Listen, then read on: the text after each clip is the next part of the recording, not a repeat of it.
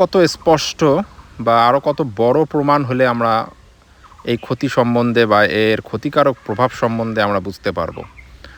আসলে মূল আলোচনার আগে আমি একটা জিনিস আপনাদের লক্ষ্য করাই।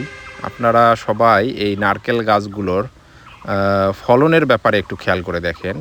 যথেষ্ট পরিমাণ বয়স্ক সব গাছ এবং প্রতিটা গাছেই আপনারা একটু ভালো করে খেয়াল করলে আমি যতটুকু সম্ভব জুম করে দেখানোর চেষ্টা করব। একটা গাছের মধ্যেও আপনারা কেউ নারকেল দেখতে পারবেন না।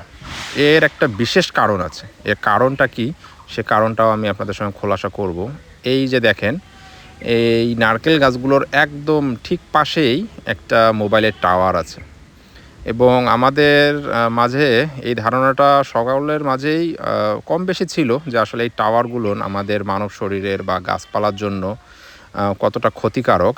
তার মাঝে আমি এই প্রমাণস্বরূপ এই জিনিসটা আপনাদের দেখাচ্ছি যে এত বড় নারকেল গাছ এবং সব ফলন আগে এই টাওয়ারের আগে সবগুলোনে ফলন হতো, নারকেল ধরতো। এটা একটা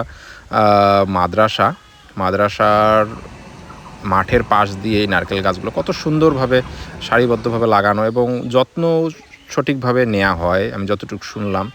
তো তারপরও এখানে ফলন আসতেছে না। এই ফলন না আসার একমাত্র কারণ হিসেবে আমার যেটা মনে হচ্ছে এবং কিছু বিশেষজ্ঞের কথা শুনে আমরা জানতে পারি যে আসলে এই সকল টাওয়ারের নেটওয়ার্ক বিশেষ করে নারকেল গাছের উপর একটা মারাত্মক প্রভাব তৈরি করে, যার এ প্রভাবেই আসলে এই গাছগুলোকে এত সুন্দরভাবে এই যে এটাকে কামিয়ে দেওয়া বলে, মানে যে আমাদের আঞ্চলিক ভাষায় গাছের মাঝে কোনো জড়তা বা যে জঙ্গলগুলো থাকে ডালপালা পুরানো হয়ে গেলে সব কিছু কেটে পরিষ্কার করে দেওয়া হয়েছে, যে যদিও বা আসলে গাছে ফল আসে এই আশায়। কিন্তু এই ক্ষতিকারক নেটওয়ার্কিংয়ের কারণে আসলে একটা গাছের মধ্যেও ফল আসতেছে না।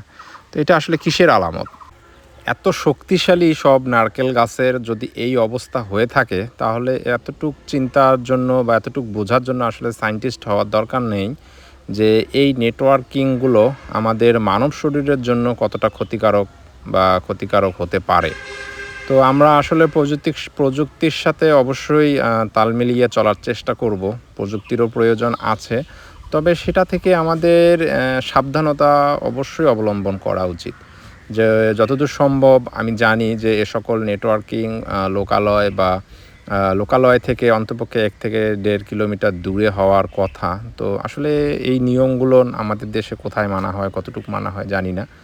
এতটুকুই শুধু আমাদের সচেতন হওয়ার জন্যই আমি এই ভিডিওটা করলাম যে অন্তপক্ষে আমরা যারা আমাদের আশপাশেই বা আমাদের বাসার আশপাশে যদি যখন কখনো এই নেটওয়ার্কিং নতুন করে হওয়ার সুযোগ তৈরি হয় বা হয়, কেউ যদি এগুলো টাওয়ার করতে যায়, তাহলে অবশ্যই আমাদের বিটিআরসি বলেন বা আমাদের পরিবেশের উপর এটার ক্ষতিকারক প্রভাব কতটুকু আছে সেটা অবশ্যই ভালোভাবে যাচাই বাছাই করে দেন এগুলোকে আমাদের লোকালয়ের পাশে বসানোর অনুমতি দেওয়ার পক্ষে আমি। তো আসলে আমাদের সমাজে এখন 3G থেকে 4G থেকে এখন 5Gতে আমরা যাচ্ছি, কিন্তু এই সকল উন্নতির ফাঁকে আসলে আমরা আমাদের নিজেদের কতটুকু ক্ষতি করছি এটা আসলে এখন ভাবার বিষয়। একটু সচেতনতাই এখন শুধু আমাদেরকে একটু সুন্দরভাবে বাঁচার পরিবেশ দিতে পারে। আজ এ পর্যন্তই। অবশ্যই আমাদের এই চ্যানেলটিকে সাবস্ক্রাইব করবেন, আমাকে উৎসাহিত করবেন, তাহলে এই ধরনের সুন্দর ভিডিও অবশ্যই আমি আপনাদের মাঝে নিয়ে আসতে পারবো। আসসালামু আলাইকুম।